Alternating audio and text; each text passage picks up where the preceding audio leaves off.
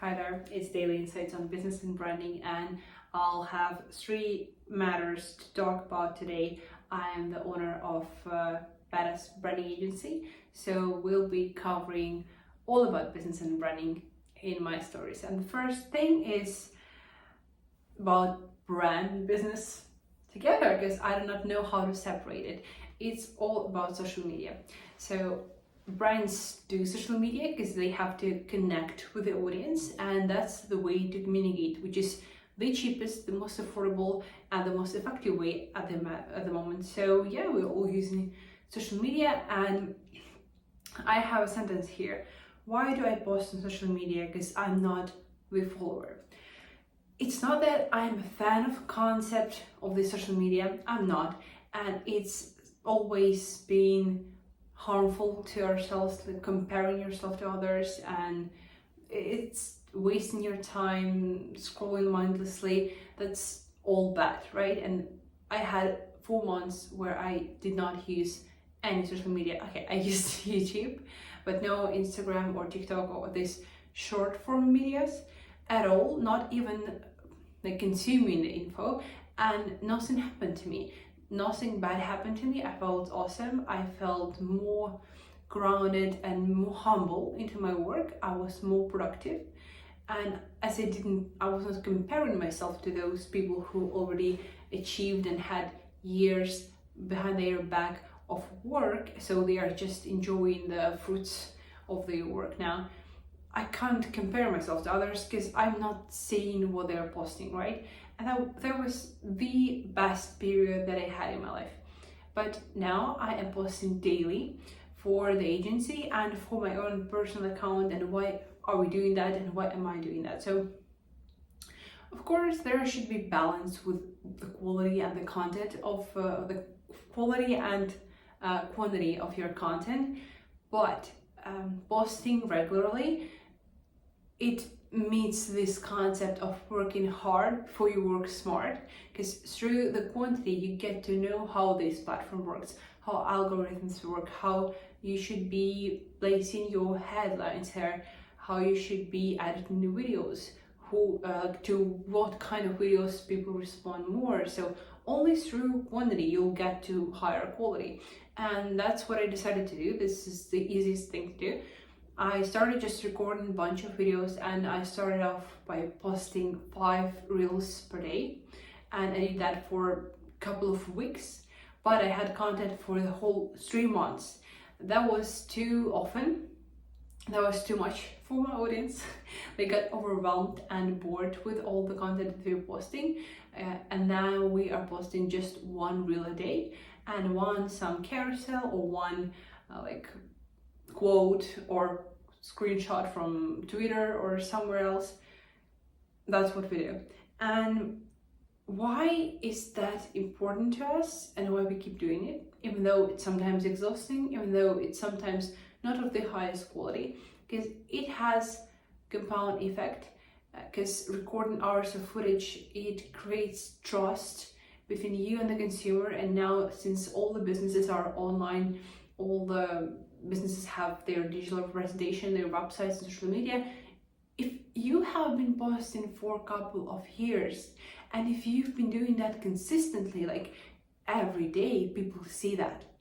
It's visible through the number of subscribers, through the number of engagements, through just the number of posts. And if one day, like in a couple of years, a client would enter our page, he would see how dedicated we are to the matter, and how badass and hardworking we are, and they would have no doubts that we are pro in this niche.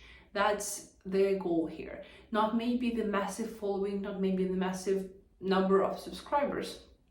We would not mind that, but it's not that we are succeeding in this matter, but just people seeing that we are a really serious agency, and we are taking the things we do as the purpose of our life, and we are living it literally. Then yes, we can get better clients, high checks, all of that. And it's not just about money, it's about money that allows us to make really meaningful projects, because when you have budget for the project, you have time for research, you have time for quality interviews, for competitors analysis, for empathy maps. You have all the time to analyze, to pay attention to details, because when you are on budget, when you are like super tight on it, and when you are on a timer, you're not going to pay attention to details. Nobody's going to do that. And recently I've been checking a lot of websites of really huge companies, but they have tiny mistakes, not like huge ones, but these are stupid mistakes. Like some icons are not aligned, or some copy is not so true, or they're like tiny mistake here and there, and altogether it shows how not professional you are and how you were cheap on developing your website. It shows that you'll be cheap on starting new projects or investing time somewhere. It means that you're not completely pro.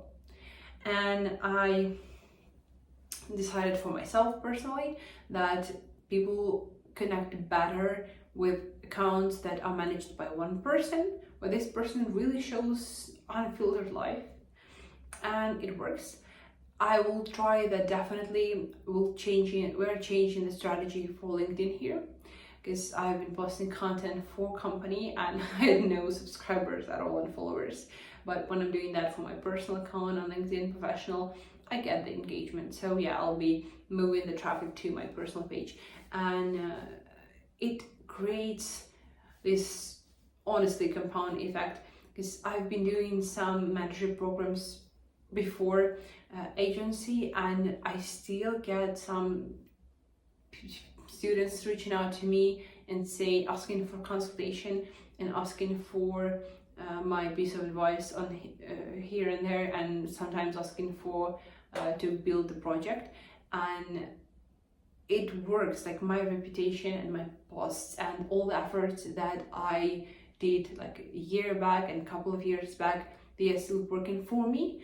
And if I'll develop the agency, for example, in the future, I'll be able to have several resources of income, because I will have this cliche personal brand. Here I said that.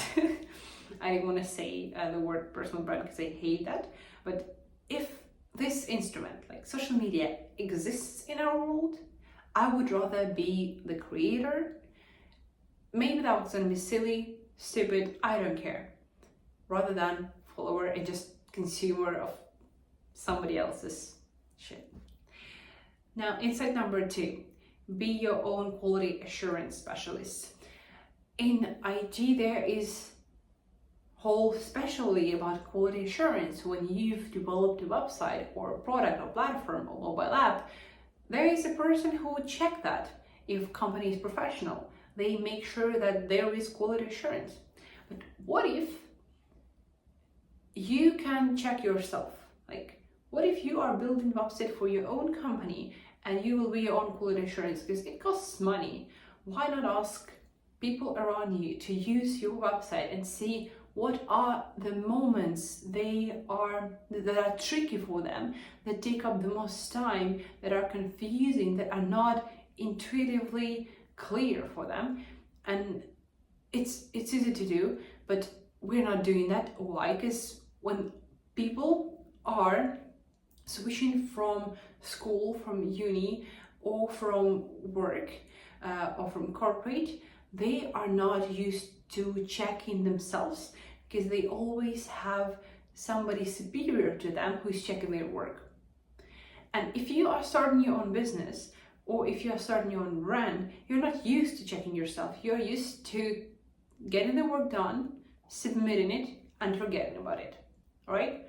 That's how I was. I was not used to checking myself and getting back and correcting that over just on my own. Like, am I stupid?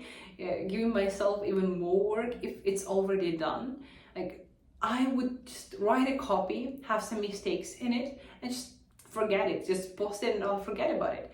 But now I am relearning on how to check myself, get back, test the product that I did, and correct the mistakes. it's boring, it takes time, but it's the thing that differentiates mediocre product from superior product. And that's the point. When you are used in your life at school, I used to teachers checking my work and to professors at the university checking my assignments. But here, nobody's checking it. I am the boss here.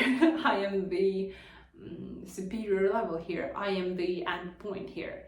And if I'm not making sure that this product is of higher quality, like, how would I get to better level, to premium level? There is no way. So be your own quality assurance specialist, and it's super easy to do, but it just takes time. It just takes some effort. It's irritating and it's hard, but what makes it truly different. People who care about details, people who care about quality assurance. Now, point number 3 is check if the thing you do daily has compound effect. For some period of time, I was just a designer. I was UI/UX designer, and I still have this nickname, UI/UX body, on the Instagram. And I'm thinking of changing that, because I'm no longer just UI/UX designer. I am more than that now, but I'm tired of changing my nicknames throughout life. And it's confusing for followers, so I don't know, tell me, what should I do? Now, when I was just designing project from project, I would get the project as a freelancer and I would have it done, and I would often have just NDAs, no feedback from client, or I would be just I don't know, just the hands doing the work, and I would get paid in a short period of time, and that would be it. If I'm not bossing about it, if I'm not hiring people to work for me, if I'm not making any courses or mentorship on it, I'm not having any compound effect. The only effect I had were my skills. That's cool, that's fine, but you'll always have skills, honestly. Whatever you do, you'll always learn something, you'll always have skills. So that's not specifically the best thing. I was trying to build several sources of income. I was trying to build my reputation or my picture so that I would have ways to grow and new roads to develop in life, right? Because when I have one agency that I partner with, that's great, but what if they are paying me less than I deserve and I can find somebody else who will be paying me more? What if I can work for several agencies? What if I can outsource some work and get the percentage out of it? What if I can teach people to do this stuff? And it's hard for me to formulate and provide argument for it, but if you are doing something that at the end has compound effect and you can see the result physically, you see that you've been posting daily for months and now you have 100+ followers. It's cool, because when you will decide to launch, to write a book or to do something, you have these people's attention. They will check it, and you already have a room full of people that would listen to you because they trust you, and that's great asset. But what if you've been what if I would have been working from project to project and on and on and on? I would be just getting money, not posting that to portfolio, not growing my social media, not starting a mentorship, not doing anything. I would just be at the same level and professionally. And what is more important, mentally, I would be super stuck and I would be just digging the well for myself. That would be irritating because I wouldn't see any future in here, and doing something that has compound effect really works. Yesterday I had a call with a friend, and she checked the YouTube that we do, and she's like, "Oh, you did so much videos. I didn't know that you already have this many." And I'm like, "Yeah," and now I'm proud of that because that's just the compound effect of working daily or doing some daily videos. It's not hard at all to record this video like this, me talking to the camera, because it can take around half of an hour for me just to write my thoughts down, all that I had throughout the days, and then speak it out loud, then just upload that without editing. If I'm doing editing, yes, it takes up sometimes 4 hours, sometimes even more, but that's nothing compared to the compound effect that I have at the end, because I know that these resources are going to be forever on the internet, forever in the platform. I did that once and people will be able to check that for hundreds of times. That's the awesomeness about it, right? That's the brilliance here. And I know that that would work for me later. So make sure that you're doing the thing that has compound effect. Yeah. And the last insight for today, if you think you are too obsessed, you are not. There are even crazier people than you. If you think that you're too obsessed with the quality of your product, like you are correcting your team over and over again, you're being such a perfectionist and you are checking every detail, being super over controlling, you are not the worst person out there. You're not the craziest, the most obsessed person here. I'm not talking about being toxic to other people and overworking and having unpaid projects and other stuff, right? Just a second, I'll fix my hair. But if you think that you are being super too productive, if you are working more than your team, if you are working more than people around you, and you're like waking up at 5 a.m. and you're like, I'm doing too much, I'm overworking myself, that's not healthy, that's not the balance. You're not. Like, there is far more crazy people than you are. There are people who are doing more, who are making much more money, who are waking up much more earlier. I'm not saying that you should be comparing yourself to others, but I'm saying that you should not be limiting yourself just because you want to be normal, like just because you want to be like others, not be out of the line, not seem crazy. Why am I saying that? I guess I listened to some of the podcasts. It's a shame that I did not remember the guest of the podcast, but that was definitely Diary of a CEO, where a man said, I always was too much. I was too much of an energy, too much of emotions, too much of creativity, too much of ideas, too much of the project, too much of I wouldn't just sit still. Yeah, some people might call that ADHD. I'm not a specialist here. Maybe I have that, but I am that kind of person. I am that active, and I do have that energy. I wouldn't just stay still or do one thing at a time. Sometimes it's a problem, but sometimes I'm trying to restrict myself and try to keep calm and stable and do nothing when I want to do something, when I want to work up late or wake up earlier than others and be better. That's not just because for some period of time I saw that I love showing off, like presenting myself as if I'm better than others. But honestly, I'm not. Like, I tried that one for 4 months when I was not showing that, and I was still doing it. I love being active, and I would not restrict myself anymore, because I know that there are even crazier, even more active people than I am, and it's okay, and that's the beauty of it. So yeah, do not try to restrict yourself. And let me repeat 4 of these insights for you, because I was speaking too much today.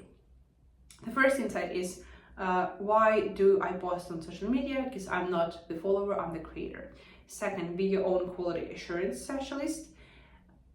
3, check if the thing you do daily has compound effect. And number 4, if you think you're too obsessed, you're not. There are even crazier people than you are. That's it for today, and I'll see you tomorrow.